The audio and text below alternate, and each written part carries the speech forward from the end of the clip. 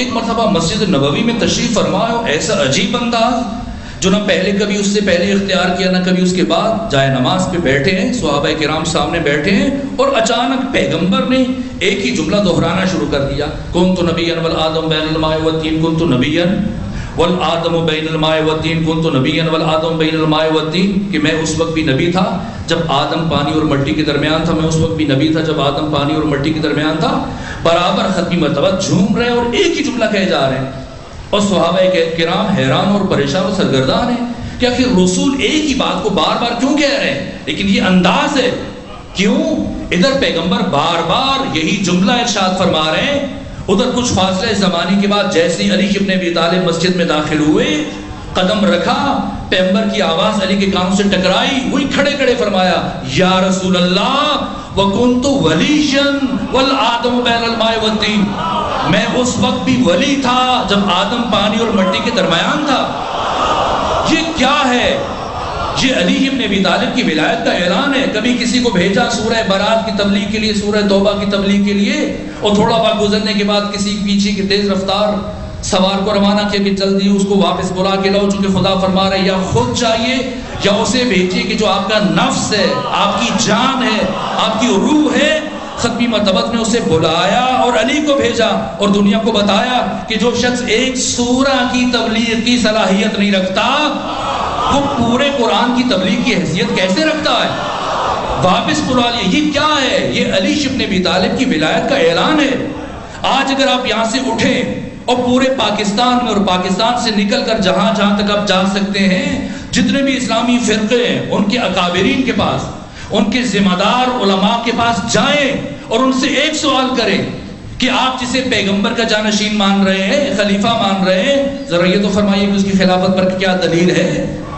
تو اکابرین امت اسلامی، سواد اعظم اور جمہور کے بڑے بڑے علماء سارا علمی زور صرف کرنے کے باوجود ایک سے زیادہ دلیل دینے کی صلاحیت نہیں رکھتے. جب بھی دلیل کی بات آتی بس ایک ہی دلیل ہے، کیا؟ فلاں نے پیغمبر کی زندگی میں نماز پڑھائی. کتنے دن بیمار رہے پیغمبر؟ پیر سے بیماری شروع ہوئی جمعرات کو ختم ہو گئی، 4 دن بیمار رہے، 4 دن. ان 4 دنوں میں نماز پڑھانے کی بات ہو رہی ہے، اور انہی 4 دنوں کے آغاز میں پیغمبر نے ایک لشکر اسامہ بن زید کی سرپرستی میں روانہ کیا، اور کیا فرمایا کہ جو اس لشکر میں نہیں جائے گا وہ اللہ اس کے رسول کا دشمن ہے، اس پر خدا اور اس کے رسول کی لعنت ہے. واجب ہے، لازم ہے، سب جاؤ اسامہ بن زید کے لشکر میں. اب بتائیے ایک وقت میں ایک انسان کتنی جگہ پہ ہو سکتا ہے؟ آج اگر آپ گھر ہوتے تو یا شاہ یوسف گردیز کی اس مقدس بارگاہ میں نہ ہوتے، اور اب جب کہ آپ یہاں آ گئے تو گھر خالی ہے آپ کے وجود مبارک سے. کیوں؟ اس لیے کہ انسان ایک وقت میں ایک سے زیادہ جگہ پر نہیں ہو سکتا. گھر ہے تو یہاں نہیں ہے، اگر یہاں ہے تو گھر نہیں ہے. تو اب بتائیے کہ اگر وہ لشکر میں چلے گئے تو پھر نماز کس نے پڑھائی؟ اگر لشکر میں چلے گئے تو لعنتی ہونے سے بچ گئے، دشمن خدا نہیں ہے. ٹھیک، تو پھر ایک ہی دلیل بچتی ہے نماز، تو وہ کس نے پڑھائی؟ اور اگر آپ کہیں نہیں نماز پڑھائی تو مطلب وہاں نہیں گئے، تو جو وہاں نہیں گیا وہ کون ہے؟ دشمن خدا کو خدا کے ممبر میں بٹھائیں گے. سارا زور لگانے کے باوجود ایک سے زیادہ دلیل دینے کی صلاحیت نہیں رکھتے. اور یہ الگ بات ہے اگر تاریخ ثابت بھی کر دے کہ نماز پڑھائی، تب بھی نماز پڑھانا دلیل نہیں بن سکتی ہے. اور دوسری طرف علی ابن ابی طالب کی ولایت و خلافت پر کتنے دلائل ہیں؟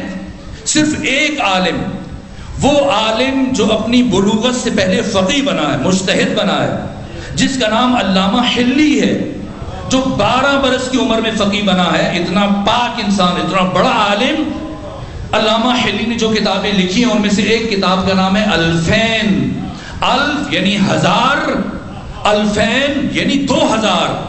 2000 دلائل علی ابن ابی طالب کی ولایت پر علامہ نے ایک کتاب میں جمع کیے. اور 2000 دلیلیں لکھنے کے بعد کیا جملہ لکھا جس پہ کتاب ختم کی؟ کہا کہ علی ابن ابی طالب کی ولایت کے دلائل، خلافت کے دلائل 2000 میں منحصر نہیں ہے. میں نے تبرکن، تیمنن، زاد آخرت کے لیے، اپنی بچا کے لیے، اپنی بقا کے لیے اور اپنی شفاعت کے لیے انتظام کیا تاکہ شفاعت کا انتظام ہو جائے. ورنہ علی ابن ابی طالب کی ولایت کے دلائل الا ماشاء اللہ ہیں. کبھی صبح میں علی کی ولایت کا اعلان کر رہے ہیں ایک انداز میں، کبھی دن میں، کبھی شام میں، کبھی رات میں، کبھی سفر میں، کبھی حضر میں. کیوں؟ اس لیے کہ پیغمبر کی کوشش ہے کہ اگر میرا ایک فرمان امت تک نہ پہنچے تو دوسرا پہنچ جائے، دوسرا نہ پہنچے تو تیسرا پہنچ جائے. اگر میری ایک حدیث امت کی سمجھ میں نہ آئے تو کوئی بات نہیں، دوسری آ جائے. اگر دوسری حدیث سمجھ میں نہیں آتی تو تیسری آ جائے. کبھی کبھی جب انسان اس زاویہ دید سے ختمی مرتبہ کی سیرت کا مطالعہ کرنے لگتا ہے تو اسے یوں لگنے لگ جاتا ہے کہ پیغمبر گرامی اسلام آئے ہی علی ابن ابی طالب کی ولایت کے اعلان کے لیے.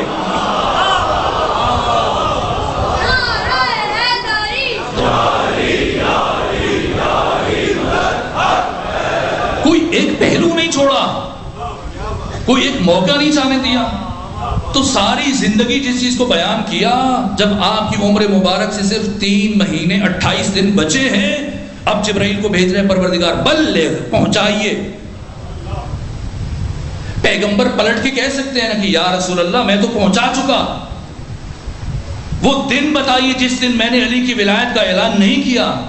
علی کے شرف کو، علی کے کمال کو، علی کے فضل کو، علی کی عزت کو، علی کی طہارت کو، علی کے علم و معرفت کو، علی کے کمالات کو بیان نہیں کیا. لیکن رسول نے نہیں کہا، نہیں کہا، پروردگار نے نہیں کہا. مسلسل سب سے زیادہ پیغمبر نے جو چیز بیان کی وہ علی کی ولایت ہے. اور جب آخر عمر پہنچی ہے، واپسی کا وقت آیا، خدا کہہ رہے بلغ، پہنچائیے. پیغمبر تو پہنچا چکے ہیں. اس کا مطلب یہ کہ غدیر کے دن صرف علی کی ولایت کا اعلان نہیں ہوا. یہ المیہ ہے ہمارے ملک میں کہ عام طور پر جب 18 ذی الحج کا دن آتا ہے تو یہی تاثر دیا جاتا ہے. خطبہ، شعراء، پڑھنے والے، سننے والے مومنین گلے ملتے ہیں، مبارک دیتے ہیں. کیا کہ آج علی ابن ابی طالب علیہ السلام کی تاجپوشی کا دن ہے. نہ، ابھی شیعہ روح غدیر سے دور ہے. اور غدیر کو سمجھنا اس لیے ضروری ہے کہ غدیر کو سمجھے بغیر کربلا نہیں سمجھ سکتے. اس لیے میں اس نقطے پہ زور دے رہا ہوں. آخر غدیر میں ایسا کیا ہوا جس سے دین مکمل ہوا، جس سے نعمت تمام ہوئی، جس سے اللہ راضی ہوا، جس سے کافر مایوس ہوا؟ اگر صرف اور صرف علی ابن ابی طالب کی ولایت کے اعلان پر دین مکمل ہوتا تو دعوت ذوالعشیرہ میں یا اس کے بعد کسی بھی مرحلے میں ہو چکا ہوتا. اگر صرف علی کی ولایت پر کافر مایوس ہوتا تو اس سے پہلے ہو جاتا. اگر نعمت تمام ہونا ہوتی اس سے پہلے ہو جاتی. اگر اللہ اسلام کو پسندیدہ دین قرار دینا ہوتا اس سے پہلے ہو جاتا. غدیر میں کیا ہوا ہے جس سے دین مکمل ہوا، نعمت تمام ہوئی، اللہ راضی ہوا، کافر مایوس ہوا؟ آئیے بڑھتے ہیں، وقت بچ ختم ہو رہا ہے. میں بہت تیزی سے آگے بڑھنے کی کوشش کر رہا ہوں، چند جملے کم سے کم یہ ایک بات عرض کر سکوں. آئیے کیا کہا ختمی مرتبہ نے اپنے خطبے میں جیسی اس مرحلے پہ پہنچے اور سوال کیا پورے مجمع سے تاکہ بعد میں کوئی مولا کے معنی میں اپنا اجتہاد نہ دکھائے کہ مولا کا معنی یہ ہے اور مولا کا معنی یہ. خود بتایا سورہ احزاب کی آیت نمبر 6 کی روشنی میں جہاں پروردگار فرما رہے کہ النبی اولیٰ بکم من انفسکم، کہ نبی تمہارے نفسوں پر، تمہاری جانوں پر تم سے زیادہ حق کے تصرف رکھتا ہے. کیا عجیب تعلق ہے مباہلہ میں اور غدیر میں. لیکن اب وقت نہیں بچا. وہاں بھی نفس کی بات ہے، وہاں اپنے نفس کی بات کی رسول نے، یہاں مخاطبین کے نفس کی بات کر رہے ہیں. عجیب نکتہ ہے لیکن آج عرض نہیں کر پاؤں گا. کیا کہا رسول نے میدان غدیر میں؟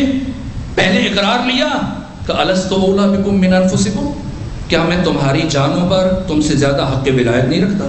قالوا بلا، سب نے کہا جی ہاں. کہ سنو، ان اللہ مولایا، اللہ میرا مولا ہے، وَأَنَا مَوْلَى الْمُؤْمِنِينَ، اور میں مومنین کا مولا ہوں.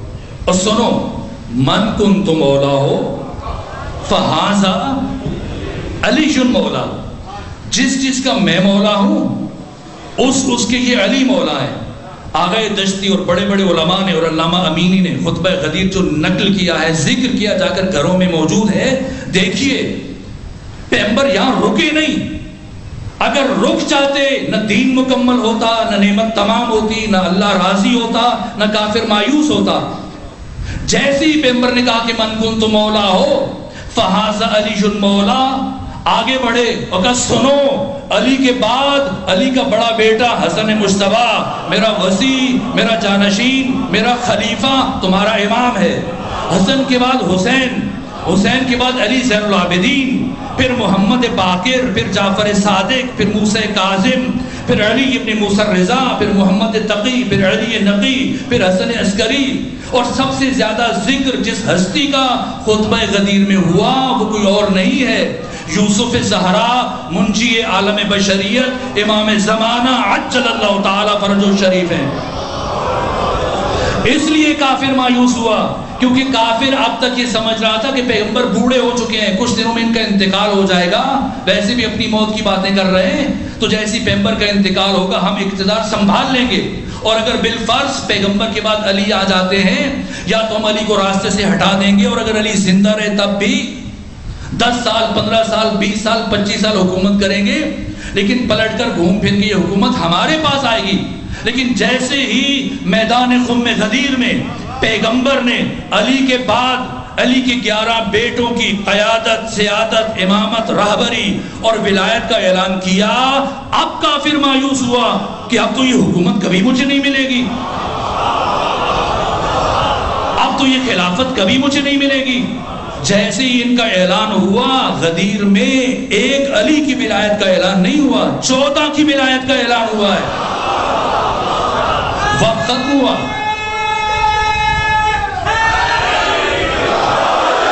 جیسی اعلان ہوا اب خدا نے فرمایا الجوم یئس الذین کفروا، آج کے دن کافر مایوس ہوا، فلا تخشوہم، اب ان سے نہ ڈرنا، وخشون، مجھ سے ڈرنا. کیا مطلب ہے؟ یہاں امام زمانہ کی ولایت کو بیان کیا، آیت غدیر میں بیان کیا کہ ان سے نہ ڈرنا، مجھ سے ڈرنا. مجھ سے ڈرنا کیا مطلب؟ یعنی میرے بنائے ہوئے قوانین سے ڈرنا. چونکہ میں غدیر میں نعمت کو تمام کر رہا ہوں، لیکن میرا یہ قاعدہ ہے کہ جب نعمت کی قدر نہ کی جائے تو میں وہ اس نعمت کو واپس لے لیتا ہوں. میں نے غدیر میں نعمت تمام کر دی، یعنی میرے پاس جو کچھ تھا میں نے تمہیں دے دیا. علی سے لے کے مہدی تک اس سے بڑھ کے کچھ نہیں ہے، یہی میری نعمتیں ہیں. جتنی نعمتیں میرے خزانے میں تھیں تیرے سپرد کر دی، لیکن میرا قانون ہے اگر قدر نہ کی تو نعمت کو واپس لے لوں گا. غیبت امام زمانہ کو اسی خطبہ غدیر میں بیان کیا گیا. اور جیسی اعلان ہوا فرمایا اليوم اکملت لکم دینکم، آج کے دن دین مکمل ہو گیا. مکمل ہوا تو آج سے پہلے کیا تھا؟ اگر آج مکمل ہوا تو اب سے پہلے کیا تھا؟ نامکمل تھا، یعنی ناقص تھا، یعنی ادھورا تھا. دین کہاں مکمل ہوا؟ غدیر میں. غدیر سے پہلے ناقص تھا، دین ناقص تھا، نہیں تھا. اگر غدیر میں مکمل ہوا تو غدیر سے پہلے ناقص تھا. تو جو دین کا راہبر ہے محمد رسول اللہ، ان کے بارے میں کیا خیال ہے؟ کیا وہ بھی ناقص تھے؟ نہ، دین ناقص تھا، راہبر دین کامل تھا. غدیر سے پہلے دین ناقص، وارث دین کامل. تو آج جب غدیر کے دن دین مکمل ہوا، جب تک ناقص تھا تب بھی راہبر کامل تھا. آج جب دین مکمل ہوا تو کیا پروردگار اسے ناقصوں کے حوالے کر کے چلا جائے گا؟ الجوم. اور اکتفا نہیں کیا، اعلان پر اکتفا نہیں کیا، چونکہ آیت میں کہا کہ وَإِن لَمْ تَفْعَلْ، بات بلغ کی، اور آگے چل کے کیا کہا؟ إِن لَمْ تَفْعَلْ، اگر یہ کام نہ کیا. کام کیا کام کیا؟ اعلان کیا. بعد میں نے خطبہ غدیر کے بہت سارے پہلو جو عرض کرنے تھے لیکن سب چھوڑ دیے، وقت میرا ختم ہو چکا. لیکن ایک بات عرض کروں، اس کے بعد ختمی مرتبہ نے بیعت لی. میں نہیں عرض کروں گا کہ سب سے پہلے کس نے علی کے ہاتھ پر علی اور علی کے 11 بیٹوں کی بیعت لی. اس لیے کہ بہت سارے افراد پریشان ہو جاتے ہیں، لیکن جب کہ خود تاریخوں کو پڑھیں پتہ چلے کہ مقام عظمی ولایت کیا ہے، حکم خدا سے کس ہستی نے علی کے ہاتھ پر علی کی اور علی کے 11 بیٹوں کی ولایت پر بیعت کی ہے۔ اور پھر صحابہ کرام نے مسلسل 3 دن تک، یہاں تک کہ خواتین سے بھی بیعت لی گئی، پیغمبر نے کہا علی اپنے ہاتھ پانی کے ظرف میں ڈالیں، اور خواتین سے کہا کہ باری باری اپنے ہاتھ آگے پانی کے ظرف میں ڈالیں۔ سب سے پہلے جس خاتون نے بیعت کی کوئی اور نہیں ہے، فاطمہ تو زہرا سلام اللہ علیہ۔ مختصر کر رہا ہوں، بات ختم کر رہا ہوں، باقی باتیں کل اگر ممکن ہوا نہیں تو آگے بڑھیں گے۔ ادھر بیعت مکمل ہوئی، پیغمبر چلے، اور جب مدینہ پہنچے، جب بھی سفر پہ جاتے تھے، تجارت پر، جنگ میں، جہاں بھی جاتے تھے، سیدھا گھر۔ یہ پہلا دن ہے، یہ امتیازات ہیں غدیر کے جن سے متعلق امام باقر نے فرمایا کہ ایسا اعلان نہیں ہوا، نہ ہوگا۔ پیغمبر گئے مسجد میں اور اعلان کروایا جو شخص کسی مجبوری کے باعث نہ جا سکا ہمارے ساتھ آئے مسجد میں، اور آ کر علی کے ہاتھ پر علی اور علی کے 11 بیٹوں کی ولایت پر بیعت کرے۔ لوگ آنا شروع ہوئے، بیعت کا سلسلہ شروع ہوا۔ ایک شخص آیا تواریخ میں جس کا نام لکھا ہے حارث بن نعمان فہری، آیا اور بہت غصے سے کہا محمد تم نے کہا اللہ ایک ہے، اس کا کوئی شریک نہیں، ہم نے مان لیا۔ تم نے کہا میں اس کا نبی ہوں، ہم نے مان لیا۔ تم نے کہا نماز واجب ہے، ہم نے قبول کیا، حج واجب ہے، قبول کیا، جو کہتے رہے مان لیا۔ لیکن یہ میں جو سن رہا ہوں کہ غدیر میں آپ نے علی اور علی کے بیٹوں کی ولایت کا اعلان کیا، کیا یہ اعلان خدا کی طرف سے تھا یا خود تمہاری طرف سے؟ پیغمبر کا چہرہ سرخ ہو گیا، 3 مرتبہ شرعی قسم اٹھائی، واللہ واللہ واللہ، اس اللہ کی قسم جس نے مجھے رسالت کے لیے منتخب کیا، یہ اعلان یقیناً خدا کی طرف سے تھا۔ کہ اگر خدا کی طرف سے تھا تو پھر خدا سے کہیں کہ مجھ پر عذاب آئے اور یہ مر جائیں، مجھ سے برداشت نہیں۔ کیوں کہا اس نے؟ یہ ابھی مسلمان ہوا تھا کچھ دن پہلے؟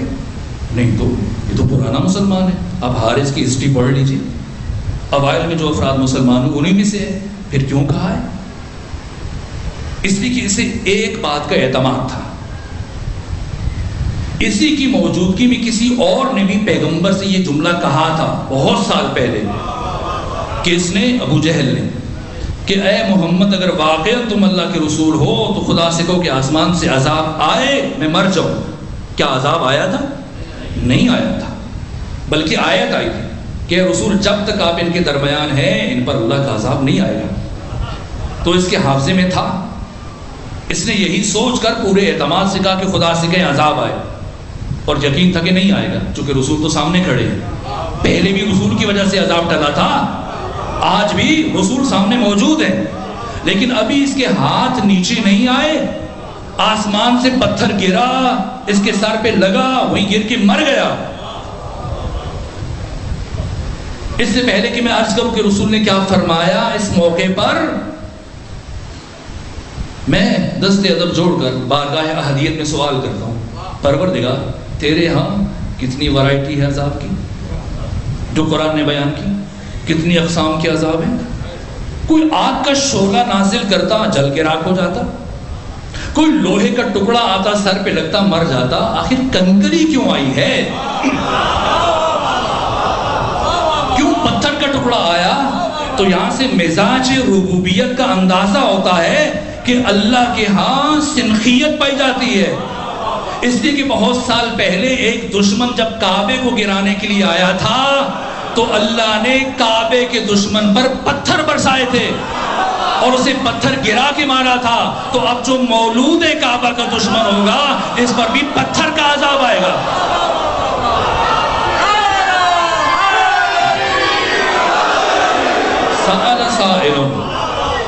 سأل سائل بعذاب واقع، سورہ معارج کہ سوال کرنے والے نے عذاب کا، عذاب کی خواہش کرنے والے نے عذاب کا سوال کیا کہ آئے للکافرین، عجیب ہے، پہلے بھی کافر کا پھر پروردگار، یہ بھی آیت غدیر میں سے سورہ معارج کی پہلی 3 آیت، سأل سائل بعذاب واقع للکافرین لیس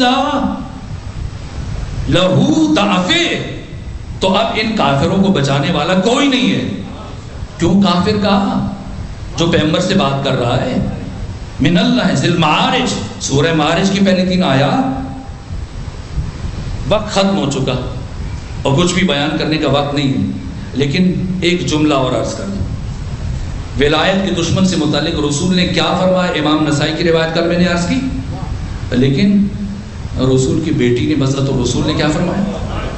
عجیب ہے اور عجیب ہے جو بات میں چھوڑ رہا تھا، اب یہ کل ہی عرض کروں گا، لیکن یہ ایک جملہ سنیں. جیسے ہی حارث گرا، پیغمبر نے علی کے چہرے کی طرف دیکھا اور کہا یا علی یاد رکھیے گا، لا یحبک الا طاہر الولادہ ولا یبغضک الا خبیث الولادہ. اے علی، آپ سے محبت صرف وہی رکھے گا جس کی ولادت میں طہارت ہوگی. اور اے علی، آپ سے نفرت صرف وہی رکھے گا جس کی ولادت میں نجاست ہوگی. یہ راز ہے. کیا خوب اتنی مختصر لفظوں میں محسن نقوی نے یہ جو کہتے ہیں کہ سمندر کو کوزے میں بند کرنا، شہید محسن نقوی نے کیا خوبصورت سوالیہ انداز میں اس حقیقت کو بیان کیا. کہا کہ کیوں دشمنی ہے تجھ کو علی اور حسین سے. کیا برجستگی آپ دوسرے مصرے میں محسوس کیجئے گا. ایک تو مرحوم افسر عباس زیدی کا لب و لہجہ اس طرح کا ہے کہ سر جھکائے دریال پر آئیے، نعمت خود معبود سے پائیے، اور منظور گر یہ نہیں ہے تو پھر آپ دوزخ میں تشریف لے جائیے. یہ ان کا انداز. اور دوسرا میں نے شہید محسن نقوی کا دیکھا، کہا کیوں دشمنی ہے تجھ کو علی اور حسین سے. فرصت ملے تو پوچھ کبھی والدین سے.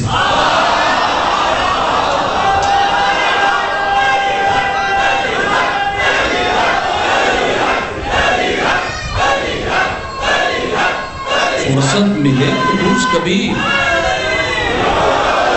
اسی لیے صادق آل محمد نے فرمایا کہ من وجد فی قلبہ محبتنا فلیشکر امہ. جو شخص اپنے سینے میں ہم اہل بیت کی ولایت و محبت کو محسوس کرے، اسے چاہیے کہ اپنی پاک تینت ماں کا شکریہ ادا کرے. صحابی نے کہا اگر مر گئی ہو تو پھر کیا کرے؟ فرمایا قبر پہ چلا جائے، جا کے فاتحہ پڑھے اور یہ کہے اے ماں مجھ پر تیرا یہ احسان ہے کہ تو نے میرے باپ کی امانت میں خیانت نہیں کی. اگر آج آپ صفِ عذاب پہ بیٹھے ہیں تو یہ کسی کی محنتوں کا اثر ہے، ان علماء کا، ان ذاکرین کا جنہوں نے مسلسل صدیوں میں اس نعمت ولایت کو ہم تک پہنچایا. یہ سب ہمارے محسن ہیں. اور اگر آپ شمار کرنا چاہیں، اب بات چاہ گئی، میں کچھ اور عرض کرنا چاہ رہا تھا کہ کسی اور شخصیت کا مصائب ذکر کروں، لیکن جب بات چاہ پہنچی ہے تو 2 جملے عرض کروں. اگر آپ سلسلہ احسانات شمار کرنا چاہیں گے کہ یہ رکتا کہاں پہ جا کے، کون ہے وہ سب سے بڑا محسن جس نے نور ولایت معصومین کو ہم تک پہنچایا، تو جب آپ اپنے محسن شمار کرتے کرتے اپنا یہ ذہنی سفر شروع کریں گے تو آپ اس نقطے پہ جا کے روکیں گے جہاں سے آواز آ رہی ہے صبت علی مصائب لو انہا صبت علی الایام سرنا لیالیا. وہ بیوی جو مالک جنت ہے، مالک کوثر ہے، مالک کائنات ہے، تو پھر ایسی کیا مجبوری تھی کہ چند درختوں کے لیے خلیفہ کے دربار میں چلی گئی؟ ایک عام خاتون اگر دنیاوی مال کے لیے کہیں مردوں کے ساتھ ہم کلام ہو، ہمیں اچھا نہیں لگتا. وہ بیوی جس کی زندگی کی سب سے بڑی خواہش یہ ہے، جب پیغمبر نے پوچھا فاطمہ کیا خواہش ہے آپ کی، کہا بابا صرف ایک کہ زندگی میں کوئی نامحرم مجھے نہ دیکھے اور نہ ہی میں کسی نامحرم کو دیکھوں. تو پھر آخر ایسی کون سی مجبوری ہے جو فاطمہ کو بھرے دربار میں ہزاروں اجنبیوں کے درمیان لے گئی اور فاطمہ اپنا تعارف کروانے پر مجبور ہوئی کہ مجھے جو جانتا ہے سو نہیں جانتا، اور اگر تم میں سے کوئی نہیں جانتا تو میں اپنا تعارف خود کرواتی ہوں. اعلموا انی فاطمہ بنت نبیکم، میں تمہارے نبی کی بیٹی فاطمہ ہوں. کیوں گئی ہیں؟ کیا مجبوری ہے؟ فدق جتنا وسیع باغات کا مجموعہ ہو لیکن ذات فاطمہ کے لیے ممکن نہیں ہے، پھر کون سی مجبوری تھی؟ مجھے اور آپ کو مومن بنانے کی مجبوری تھی، تاکہ پیغام ولایت ہم تک پہنچ سکے، اس لیے گئی۔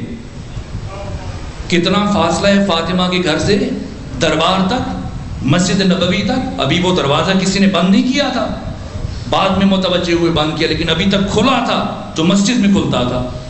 اگر فاطمہ اس دروازے سے جائیں تو ایک قدم اٹھائیں مسجد میں داخل ہو جائیں گی، لیکن کیا راز ہے کہ فاطمہ اس دروازے سے نہیں جا رہی ہے، بلکہ تمام گلیوں سے گزر کے جو مسجد نبوی کا مرکزی دروازہ ہے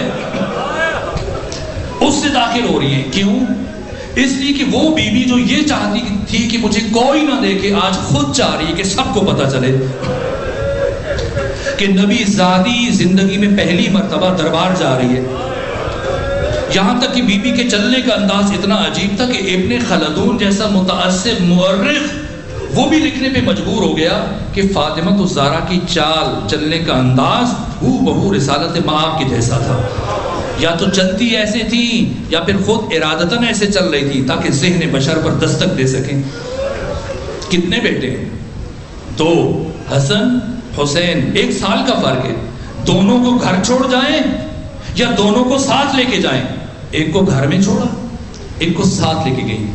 حسن کو گھر میں چھوڑا، حسین کو ساتھ لے کے گئی۔ کیوں؟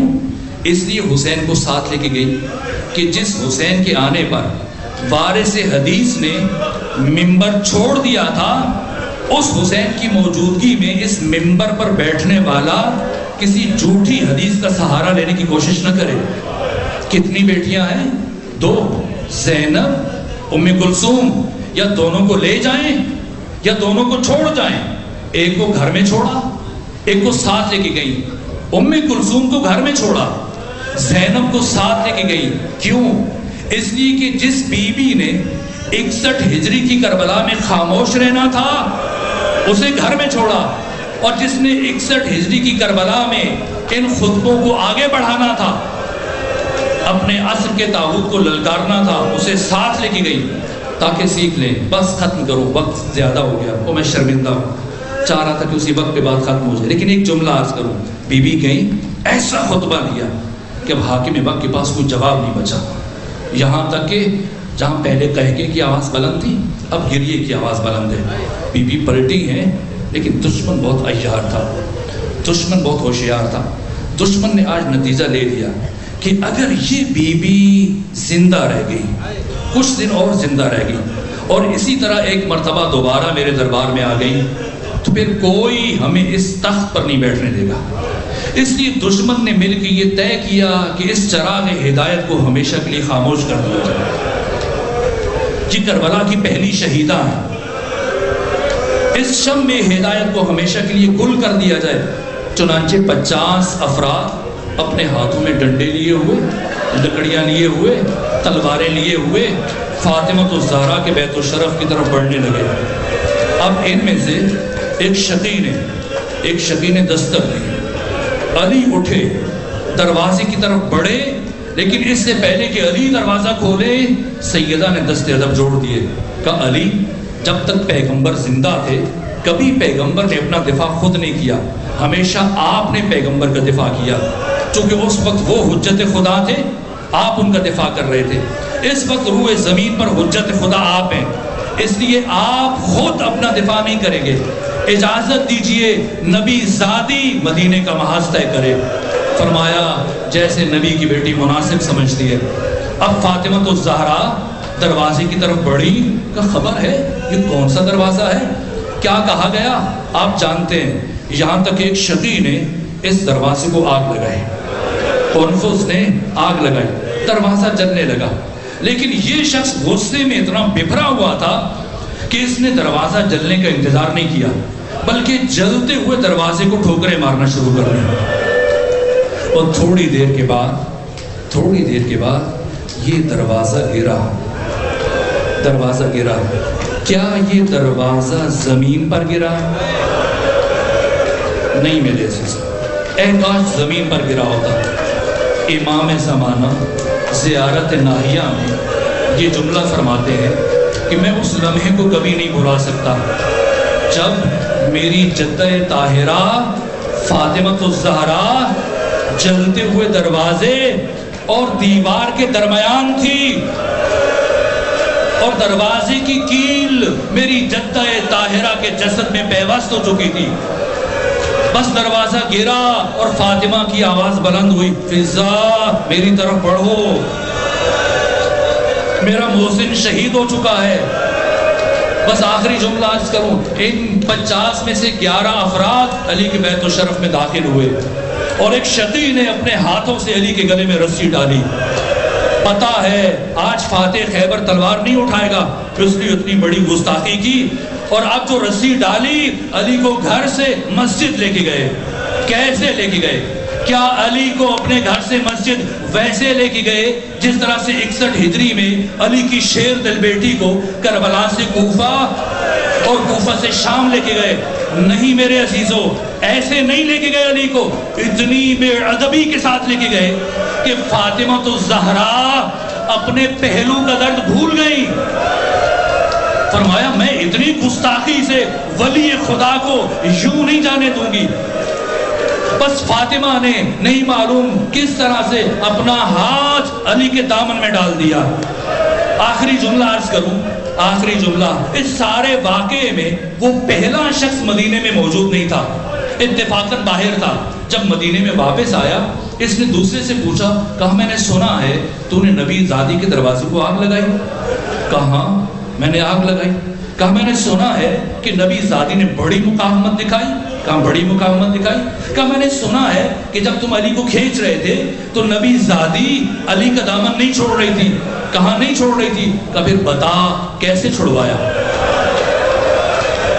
کیسے چھڑوایا؟ کہا ہم نے علی کے گلے میں رسی ڈالی اور علی کو مسجد کی طرف کھینچنا شروع کیا اور فاطمہ نے اپنا ہاتھ علی کے دامن میں ڈال دیا. ہم نے سوچا خاتون ہے، زخمی ہے، جلا ہوا دروازہ اوپر پڑا ہے، اگر ذرا زور سے کھینچیں گے تو فاطمہ کا ہاتھ چھوٹ جائے گا. لیکن عجیب تھا، فاطمہ نے اتنی مضبوطی سے علی کا دامن تھام رکھا تھا کہ جیسے جیسے ہم علی کو کھینچ رہے تھے، نبی زادی علی کے ساتھ کھینچتی چلی جا رہی تھی.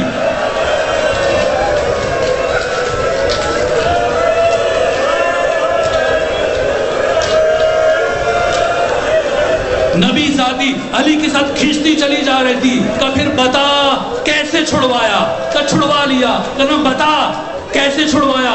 کہا میں نے سمجھ لیا کہ فاطمہ نے علی کا دامن اتنی مضبوطی سے تھاما ہے کہ قیامت تک نہیں چھوڑے گی. کہا میں ادھر ادھر دیکھنے لگا، میرے قریب کنفوس کھڑا تھا، میری نگاہ اس کے کمربند میں پڑی، وہاں ایک تازیانہ حمائل تھا.